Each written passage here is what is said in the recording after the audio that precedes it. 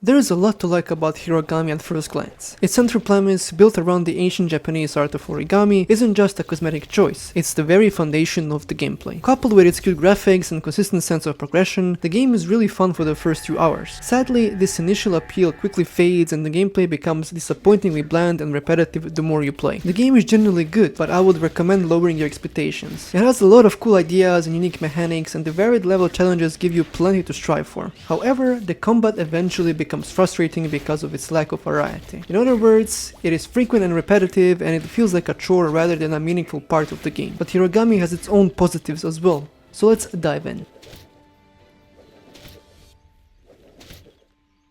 In Hirogami, you play as Hiro, a master folder tasked with saving a fragile, paper-crafted world from a digital invasion called the Blight. While the premise is interesting and expands over time, the narrative lacks emotion. With no voice acting and text-only dialogue, the characters we see are just bland pieces of paper, making the story feel flat. You end up just moving from one location to another, and nothing unexpected or different ever happens. If you're into platformers, you'll quickly see how little depth this game has compared to other titles. You can beat all 18 levels in about 5 hours without even trying for 100% completion, which, like in Super Mario games, involves earning 3 stars and specific objectives for each level. My biggest issue is the constant objective that forces you to complete a level without taking any damage. It's frustrating and feels unfair, especially when the hitboxes can be so inconsistent. What's cool is that levels are designed around the powers and shapes Hiro steadily picks up during his journey. These include an armadillo form that rolls around the map, a frog with a high jump, and an ape that can climb and swing on vines. Each transformation, including the base paper form, brings something new to the table, giving you different ways to solve platforming challenges and fighting enemies.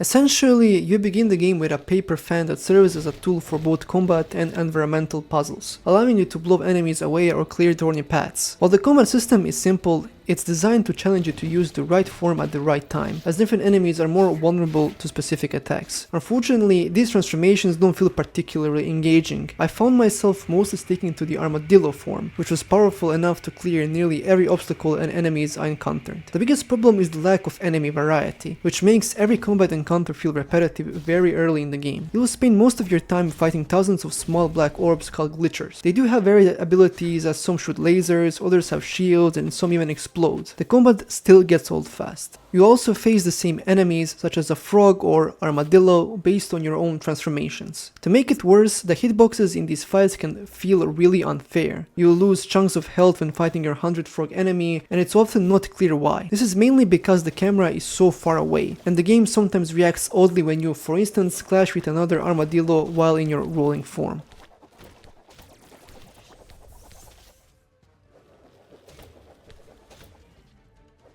There are only about 4 or 5 actual boss fights in Hirogami, but they are a welcome change of pace from the game's repetitive combat. 3 of these fights are based on the animal form you unlock, which is a nice touch. The problem is that they're all pretty easy. Only the final boss offers a proper challenge and feels truly different from everything else you encountered. When it comes to platforming, nearly every level forces you to defeat a room full of enemies before you can move on. While there are some interesting platforming ideas like crushing walls with the armadillo form or using the paper form to guide under spikes, the overall experience isn't very memorable. The platforming, even when using the special abilities, often feels basic and simple. There are no sections that make you feel satisfied after completing a challenge. Platforming is manageable, as the game constantly provides new elements to keep engaged and challenge your problem-solving skills. Also, there is no running in this game, which can make things feel a bit slow. Your normal movement is particularly sluggish. The paper form for gliding and the frog form for high jumps help mitigate this, but walking as Hiro feels like moving at a snail's pace.